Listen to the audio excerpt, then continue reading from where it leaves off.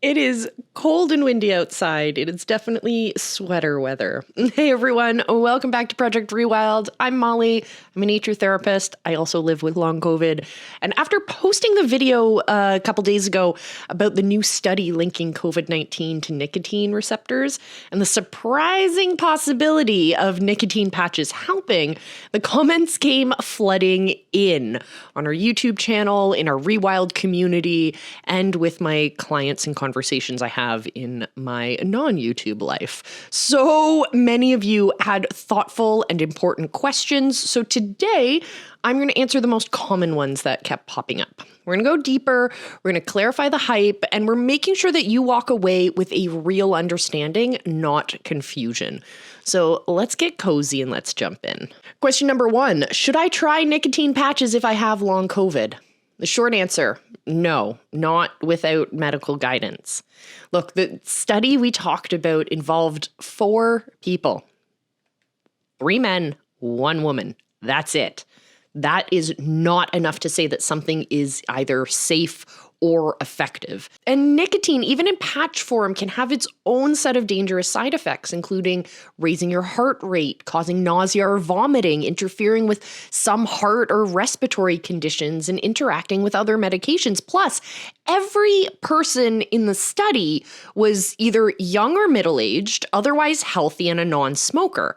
So if you have cardiac issues, if you have lung conditions like I do, I have asthma, if you have arrhythmias, or if you're on medications that affect your autonomic nervous system, it is something you must talk to your doctor about. This study opens the door to new research, but it doesn't open the door to self-prescribing.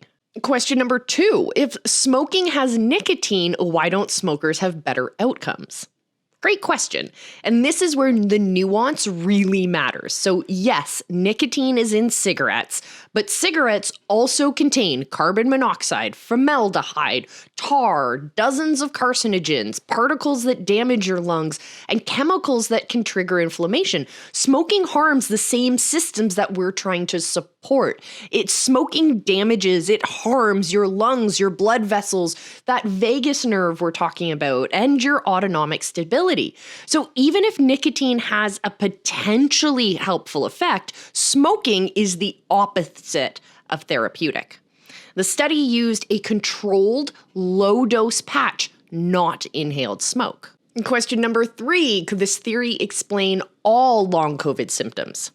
Well, here's the honest answer. It can explain a large percentage, but not all. The study focuses on cholinergic neuromodulation, basically the way that your brain and your body communicate through those acetylcholine receptors we talked about in the previous video. This mechanism could explain things like fatigue and brain fog and breathing irregularities, heart palpitations, muscle weaknesses, sleep issues, mood swings, and sensory disturbances, but long COVID is a multifactorial disease. There are other mechanisms in your body likely to play a role as well, including microclots, viral persistence, immune dysregulation, mitochondrial dysfunction, mast cell activation, and brain inflammation. The nicotine hypothesis is one piece of a much larger puzzle. Question 4, what about the risks of addiction? Well, this is a totally fair concern. Interestingly, though, none of the participants in the study became dependent. Why? Well, because nicotine patches release nicotine slowly. It doesn't create that hit that smokers go for. It has no reinforcement loop and there's no dopamine spikes. Addiction is mainly tied to the inhaled nicotine, not to transdermal, at least in this case. Still, the risk is not zero. And for anyone with a history of addiction, it's essential to talk to your provider before considering nicotine in any form. Question 5. Is anyone doing bigger trials on this? As of now, several research groups are exploring this theory in different ways. Remember, this is just one piece of a much larger puzzle. So there are some studies that are studying those acetylcholine receptors in long COVID. Some are investigating what happens when you stimulate the vagus nerve. Some studies are evaluating medications that target the cholinergic system. And yeah, there is growing interest in nicotine as a potential trial treatment. But big randomized double-blind trials take time and money. and researchers.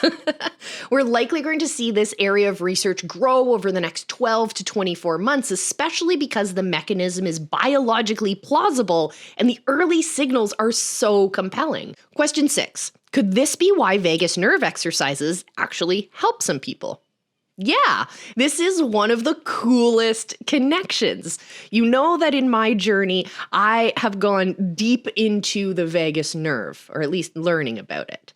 The vagus nerve is deeply tied to this acetylcholine system that we talked about.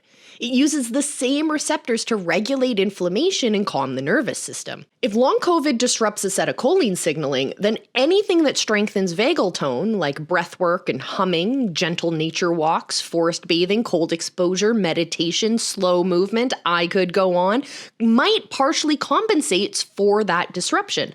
It does not fix the receptor blockage directly, but it can help your system stabilize around the imbalance. Question 7. What if my symptoms get worse before getting better?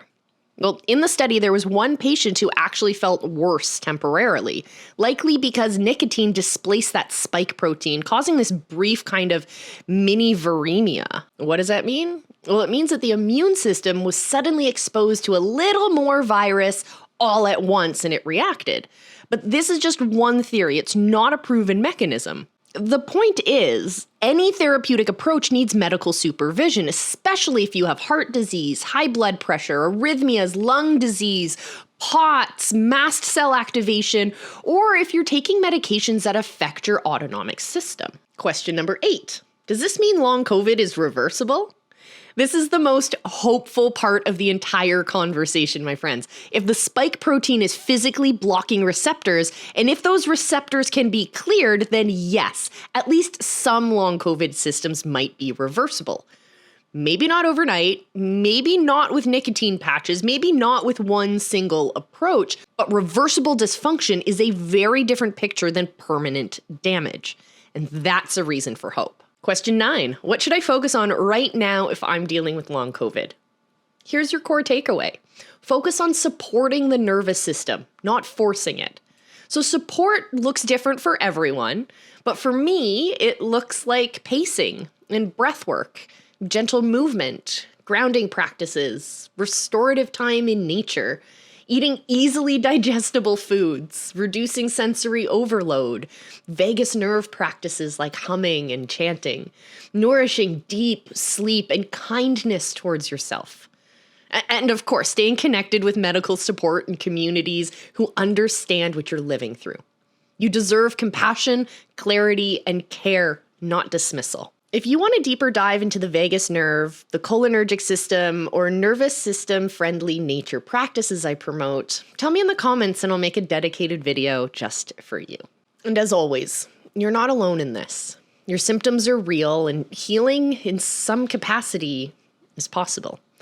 If you want to join my community of like-minded nature enthusiasts who are learning to live in partnership with the natural world, I invite you to join us in the Rewild community. The links are down in the description. I'll see you in the next one.